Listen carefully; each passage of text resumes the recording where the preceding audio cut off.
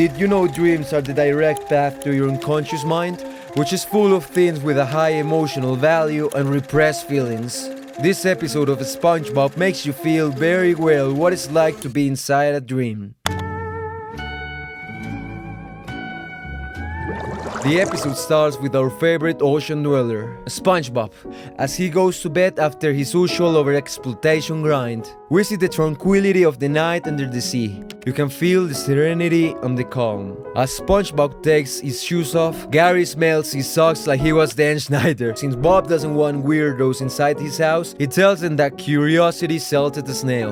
Bob immediately falls asleep, which honestly makes me feel really envious, since to be honest, it's been years for me where I have trouble to fall asleep for reasons I'm not going to pretend to understand. For 6 months, I couldn't sleep. I couldn't sleep. Bob closes his eyes and begins his adventure, an adventure discovering the depths of the mind. Now we're in Bob's dream, giving us small glimpses of Bob's psyche, where we can observe a beautiful nighttime maritime landscape, combined with an exotic biodiversity of Krabby Patties, French fries, jellyfish nests, and a few spatulas, clear indications of something we already know.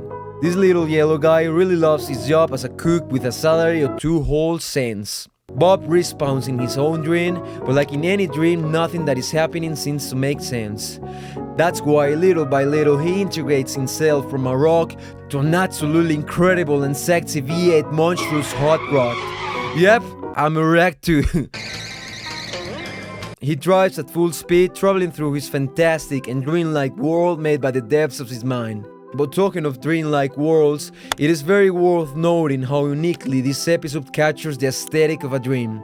It's honestly captivating. It's like all the scenarios we're about to see resonate with us so deeply. Kinda reminds me of this internet art style named Dreamcore, which in its essence is a visual representation of dreams, daydreams, and nightmares, often using motifs that seem uncanny or distorted. Like their voices in their head made them draw this. The goal is to emulate the abstract and often inexplicable nature of dreams. It's very interesting how this specific episode captures so well what it feels like to dream, and how each person can live the wonderful experience of having a lucid dream in their own way. Bob continues to travel the roads at full speed. He doesn't have a driver's license, but it doesn't matter, he just imagines it. He feels good for having a legit and real driver's license in his hands. However, he forgets the most important rule of driving. Nope, he's not looking ahead, so he goes flying off the windshield. Forgotten the most important rule of driving. Always wear your seatbelt. He passes by the Krusty Krab, and in mid-flight, Mrs. Puff appears in the air, saying, "Not even in your dreams, G," and tears his driver's license. Now, this could be a clear reflection of how, subconsciously, he still knows he's not ready to drive and has to keep using public transportation. Now here, something interesting happens. Bob is thrown out of his dream. At that same time, he cannot believe what is happening, where he watches himself asleep. Okay, let's see this for a moment. He falls asleep in 1 second, then he leaves his body. Man, I think this guy's on hard drugs. Bob makes a very interesting question, totally worth analyzing. Is that me? Or is this me? Am I still dreaming? Who are we when we dream? Are we the person who leaves his body to go into the depths of our minds? Or are we our body that remains still and calm while we sleep? These early episodes are so deep, bro. When Bob hears Gary, he decides it would be a good idea to take a look, by jumping and entering the subconscious mind of his little cute pet. Although he's actually not that little cute, but sexy, tall and wise, Bob enters Gary's dream, falling from the top and finding himself in the middle of a huge library, giving us a very beautiful scenery. To the meticulous in which each book was illustrated by hand, that only the older seasons had, the feeling of tranquility under the sea, and the precise aesthetic we could only observe in our dreams. But wait, what's that? Is that the 100k subs plaque? Oh wow, so awesome! If only this wasn't a dream and I could have a real one. So you know what to do, please hit that subscribe button, really appreciate that a lot. Also follow the IG where I share my side quest missions. Bob begins to walk through the long corridors of the library in search of his friend. A shady creature that was reading hovers with his back in front of SpongeBob. Without any choice, he decides that he will ask him about the whereabouts of his friend Gary. But before he can finish a single word, this strange figure turns around, and to Bob's surprise, he is Gary. How dare you invade the sanctity of my dreams? Bob is shocked not only because of his badass look, but also that he can speak with an intellectual literacy that makes me turn the subtitles on. In dreams, one is not tethered by earthly limitations. What does that mean? With his name, Gary gives us a rather complex explanation about how in dreams there are no limitations to the intellect. Bob doesn't understand, and Gary asks him to go with him to his massive and probably very intelligent book collection. He tells us how throughout time, dreams have been seen as windows to another reality, and quotes a phrase. Me not mar that perfect dream by an oral stain, but so adjust my daily night, that it may come again. Bob, just like all of us, is like, what? So Gary, annoyed, quotes a point that is easier to comprehend to us smooth brains. Once was a man from Peru who dreamed he was eating his shoe. He awoke with a fright in the middle of the night to find that his dream had come true. After being enlightened, the burger flipper leaves the snail dream to go back to his.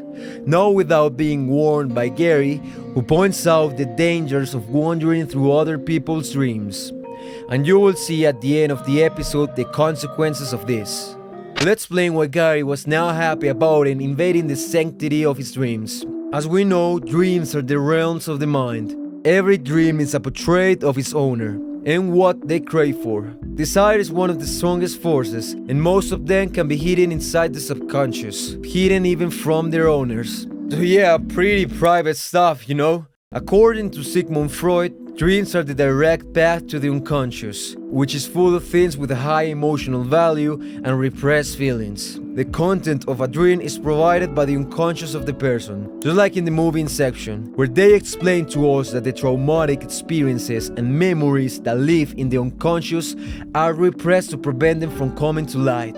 We see that when they infiltrate dreams. And therefore we can see the extra people who appear in the dream as subconscious guardians who, if the assaulted person becomes aware that they are dreaming, they will be violent to prevent the hidden from being discovered.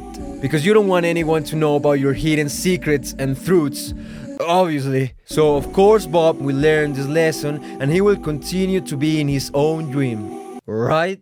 Bob says goodbye to his friend and he's heading back, but when he's about to get back to his dream, he looks through the window and he can see that Patrick is also dreaming.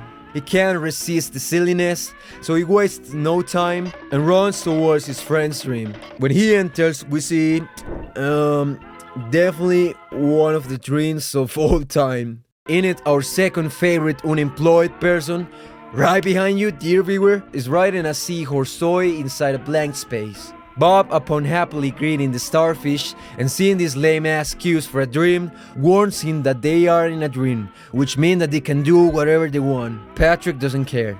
So he will show him how he can turn himself into a skyscraper. But seeing that Patrick doesn't even flinch, he does the Kage Benchi no Jutsu, but the stoic star stands there on face. I'm going to a different dream. Okay. What we can see here is how very aware SpongeBob was about lucid dreaming.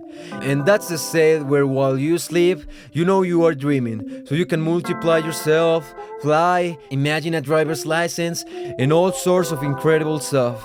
This is basically activating creative mode.